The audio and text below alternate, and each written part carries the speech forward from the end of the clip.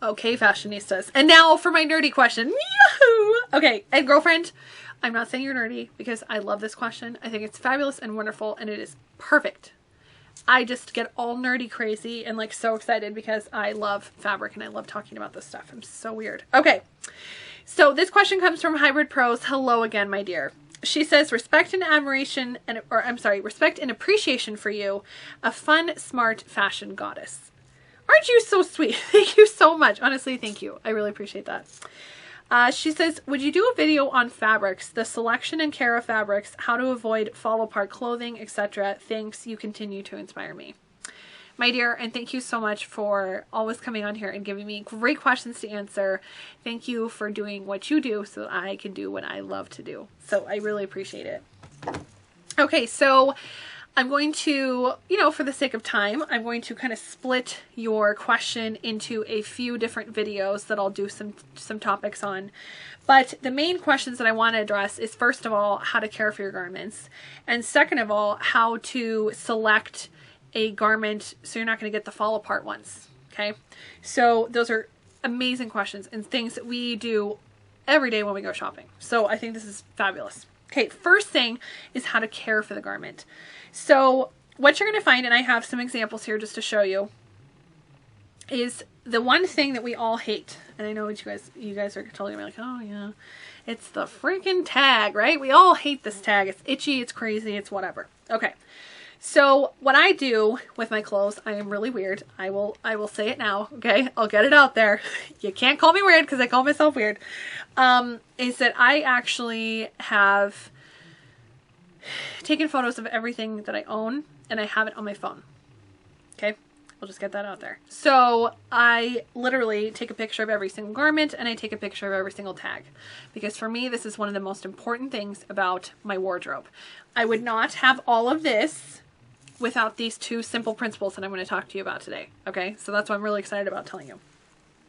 So this infamous tag, okay, is either in one of three places. Either A, it's in the neck, the collar, okay.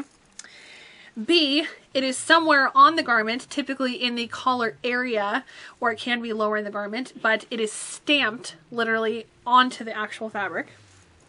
Or C, this is one I'm finding is most common now, and I think it's because so many people get so irritated with it, like, in the back of your neck, that this one has become just kind of commonplace. But if you see, like this one, you can see that it has a tag, okay, but it doesn't have the care tag. It just has a size. So if you put it against yourself, face forward, like I'm actually going to put it on, you go down the left side, right inside, you're going to find the tag, okay?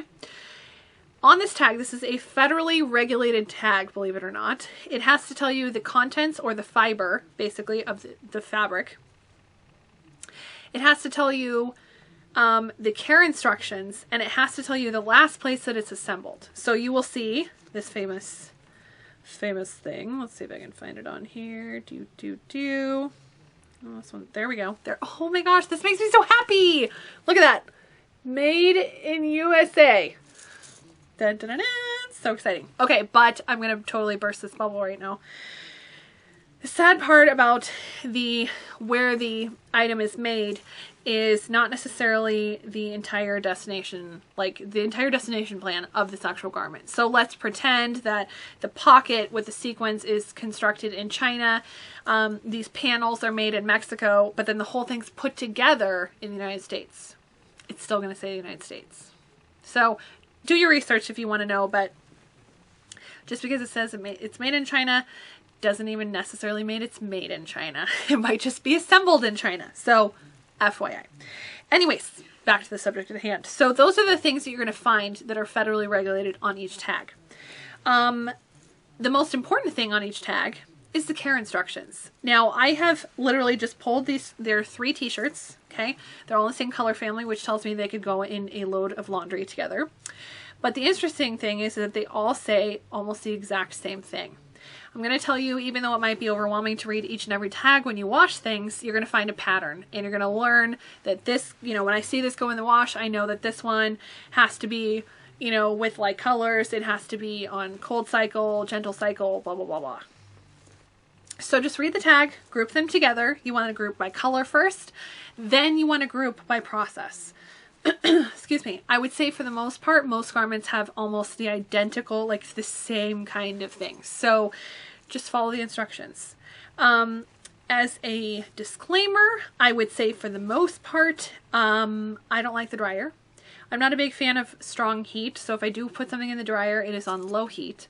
The reason being is heat just affects the fibers. I don't care if it's synthetic, meaning it's man-made, or it's natural fiber, such as cotton. Synthetic being like a spandex, a polyester. It just affects it. It affects the construction. It affects elements. Like, for example, this one has elastic in it. Okay. It can affect the elastic. It's just something that, or even buttons, like this one has a few buttons, anything like that, it can affect. So I would just stay away from the dryer. And also it shrinks things and distorts things. It's an evil monster. I don't like the dryer. So I do hang dry almost everything that I have. And then once it's completely dried, as long as it's a safe fabric to go into the dryer, I put it on a low heat and I put it in there for about 10 minutes just to fluff it, and it's good to go. It's just that simple. So first thing is pay attention to your care labels, because that's going to make your clothes last. Now, when you're going shopping, this is an interesting thing. Okay, so when you're going shopping, this is exactly what I look for, okay? And Carlos thought I was completely psycho the first time I totally did this. So let's say I'm going to purchase this shirt, okay? The first thing I want to do is I want to look at all the exterior stitching. So I want to look at the seams. Do you see this seam here? It's pretty even. I don't see any crazy threads sticking out of it. But the most important part is actually the inside seams. So I want to literally fold it inside out like this. And I just want to take a look at it. Does it look like it's stitched pretty tight? I don't see any like gatherings, openings. Like this one is beautiful right here, because they actually put a like a reinforcement. Do you see how it's kind of shiny? They put a reinforcement on it, and it is stitched and is completely like clean on both sides. That's a beautiful seam right there. So I want to look for that. I just want to look that it looks sturdy, complete, and I don't have holes or like some releasing, gathering, anything weird like that. So I just kind of look at it, and I look down the side. I just want to see again, how does it look? As long as I look at the seams, and then I look at any embellishments. Okay, do the embellishments, like for example these ruffles, do they look good? The buttons, do they look like they're installed correctly? Any kind of seams, like this one's a V right here. You want to look at it. Does it look good? Like, does it look kind of like it's pulling? All that kind of stuff. And this is also why when you try things on, you want to make sure nothing's really like binding. Like, oh my gosh, it's so tight, I can't breathe. You don't want to buy those, because it's going to put too much stress on the fabric and you're going to end up with a hole. It's just reality. So I would definitely inspect all the seams. These are ones that typically, like, I'm sure you guys have all seen this on a t-shirt. Those seams are the ones that like kind of pop out. So I would just take a look at it, just make sure that all the stitching looks even. And again, like on this pocket that's on this one, I want to look at it. Is it lifting on any of the corners? If I put my hand in here, does it feel pretty good? It does feel pretty good. So those kinds of things, you're going to actually feel the difference in quality when you start to look at it.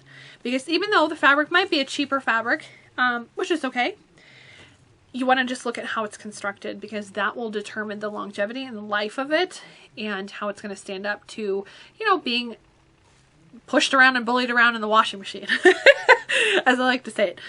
So definitely pay attention to the tags and take a look at the structure of the garment, and you will be able to choose much better quality and take care of that quality when you get home.